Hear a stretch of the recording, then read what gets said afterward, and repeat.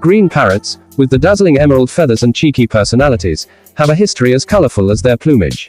These clever birds evolved over 50 million years ago, thriving in lush rainforests where the green hues helped them vanish into the canopy. Ancient civilizations were utterly captivated by them. Egyptians revered them as sacred, Romans flaunted them as luxury pets, and indigenous tribes in the Americas wove their feathers into sacred rituals. When European explorers set sail in the 15th century, they stumbled upon these charismatic birds in the New World and couldn't resist bringing them back as exotic treasures. Parrots became the ultimate status symbol, adorning the homes of royalty and aristocrats. But this demand came at a cost. Countless parrots were snatched from the wild, and many perished during grueling voyages. Today, green parrots like the chatty Amazon parrots and the striking eclectus parrots are beloved worldwide, but their survival hangs in the balance.